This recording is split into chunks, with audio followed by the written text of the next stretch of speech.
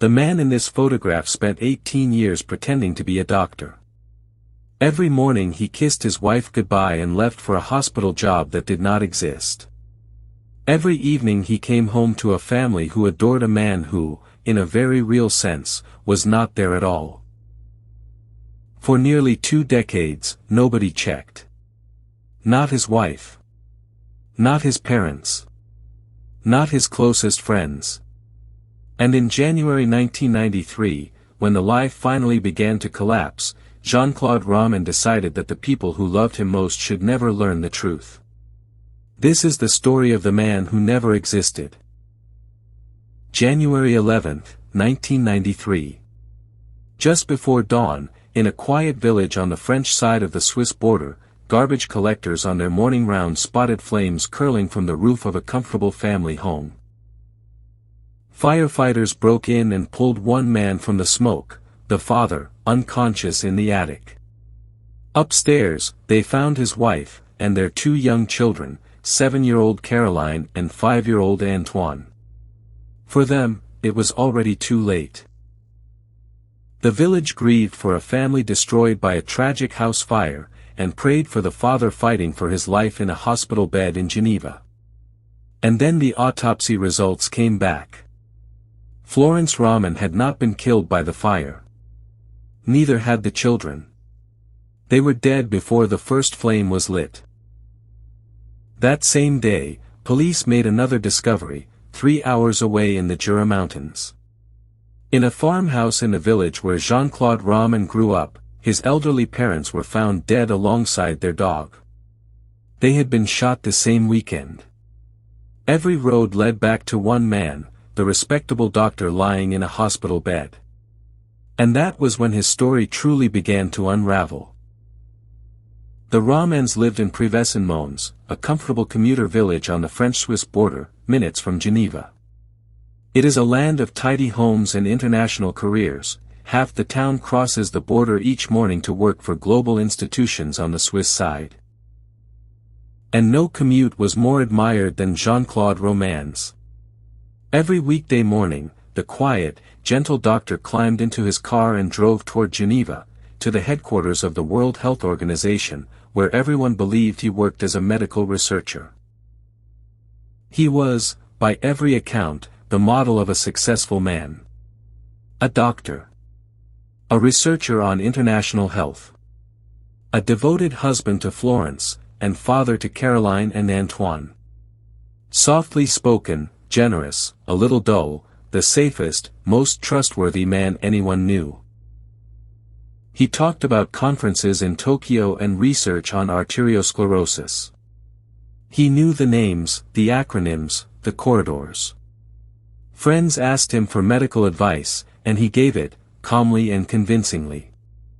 For 18 years, not one person in his life seriously doubted that Jean-Claude Romand was exactly who he said he was. At the center of that borrowed life stood Florence, warm, devout, and universally liked. She had trained in pharmacy, raised the children, ran the home, and was active in the local church and school.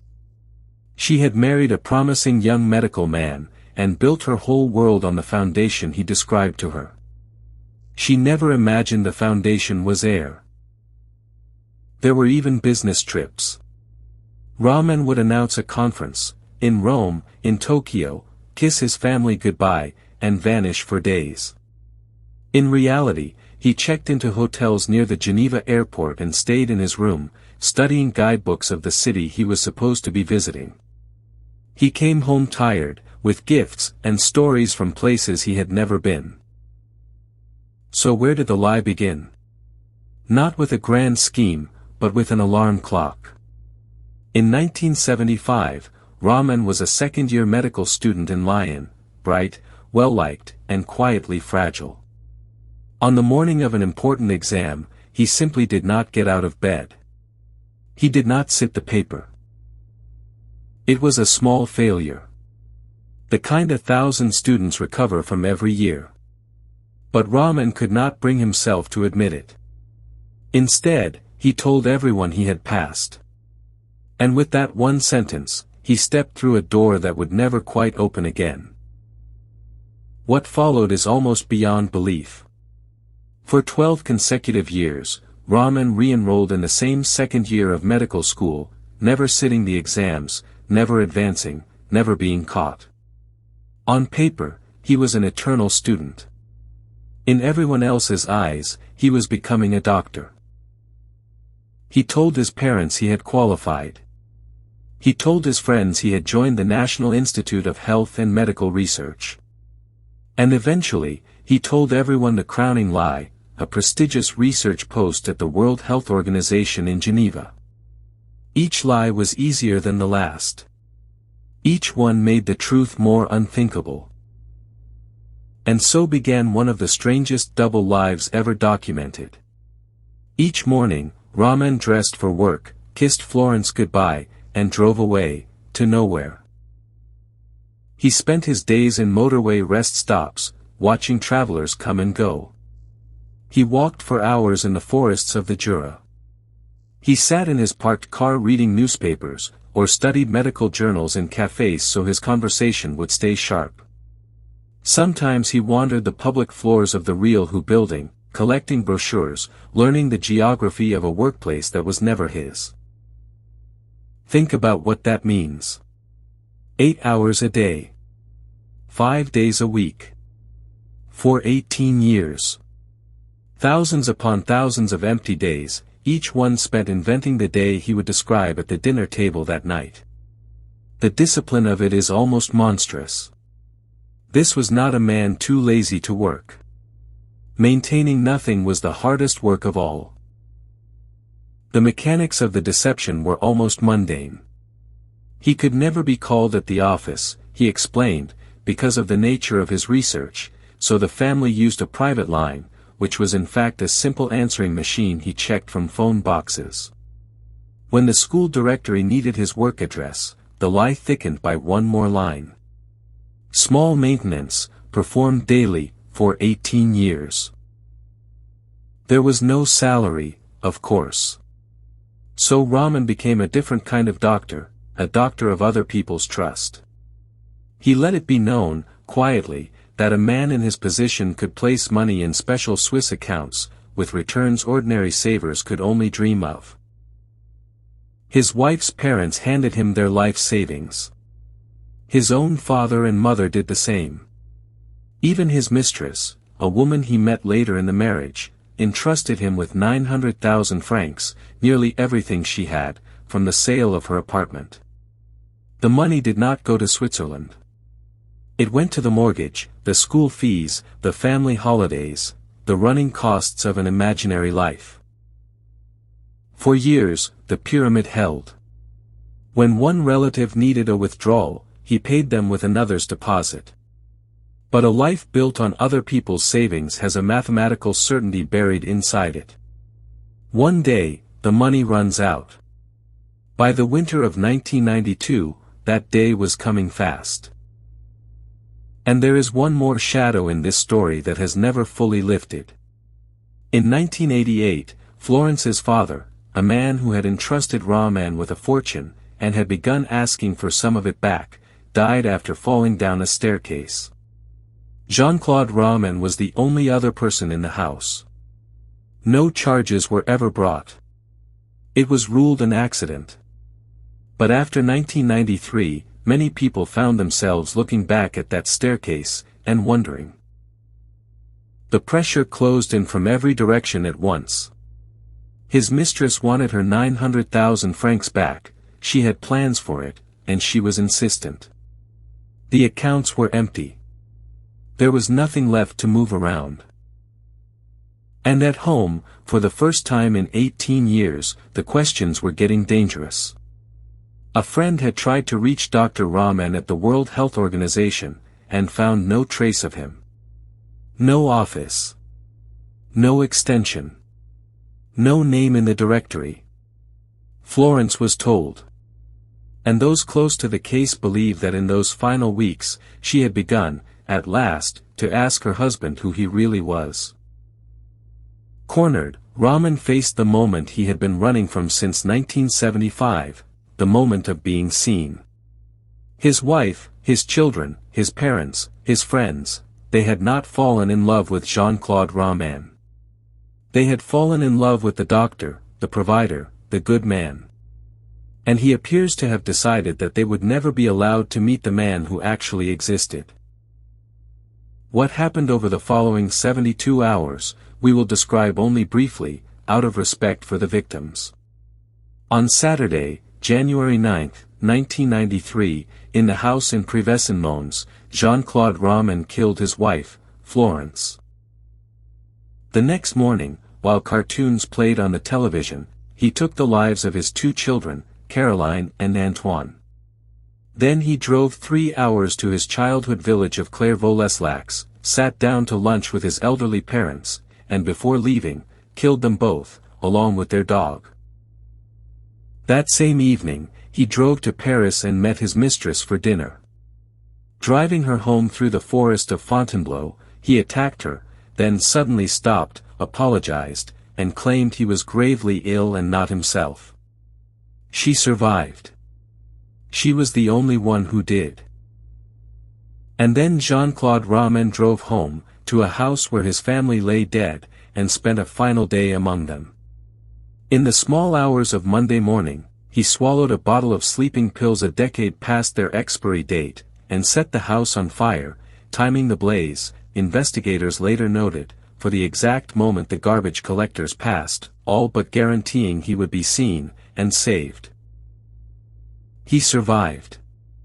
And while he lay in his hospital bed, the identity he had spent 18 years constructing dissolved in a matter of hours. Investigators called the World Health Organization, no Jean-Claude Romand, and there never had been. They called the medical school in Lyon, no diploma, an eternal second-year student.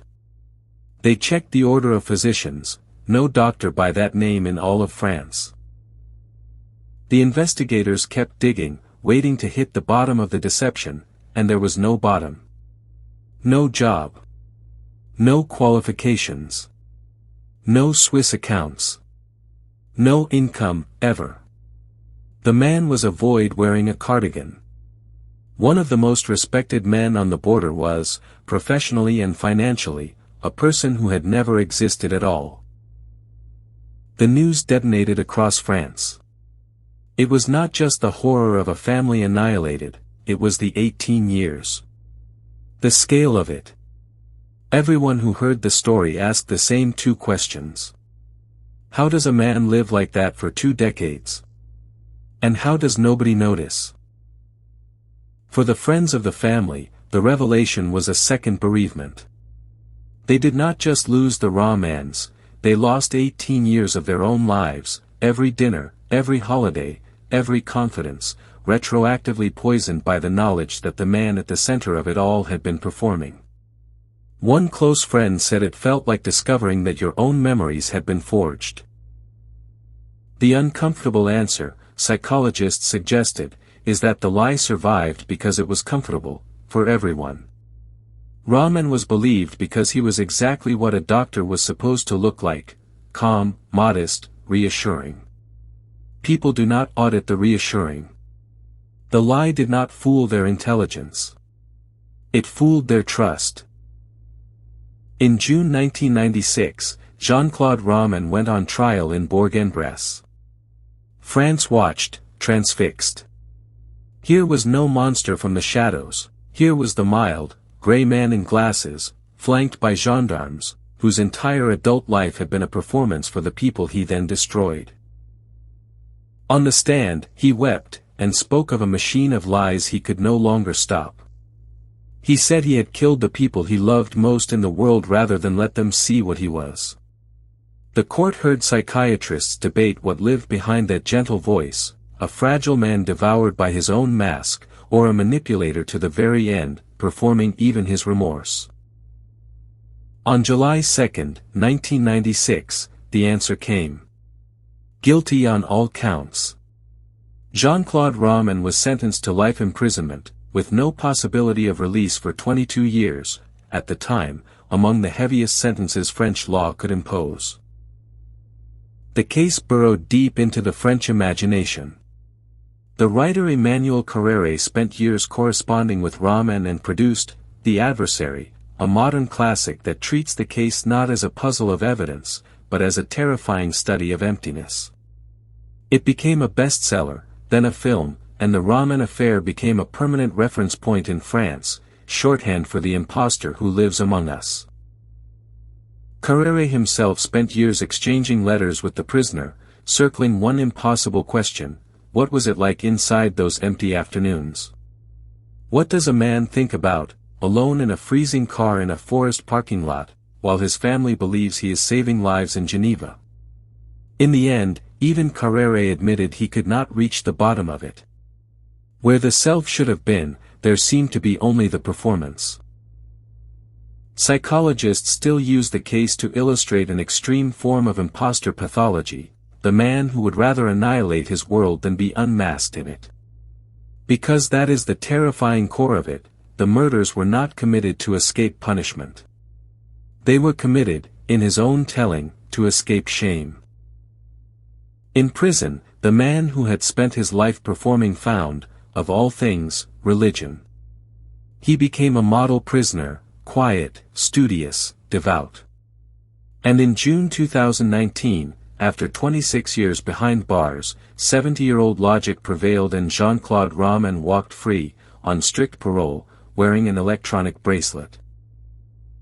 His new address was almost too perfect, a Benedictine abbey, where he went to live among monks in silence and routine.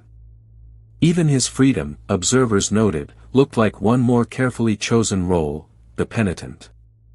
Today, an old man in his 70s, he lives in obscurity somewhere in France. The only surviving member of a family he erased himself. Florence. Caroline. Antoine. Em and Anne-Marie.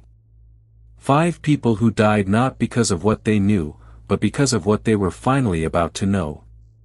They were buried in the Jura, mourned by a community that had also, in its own way, been deceived for 18 years.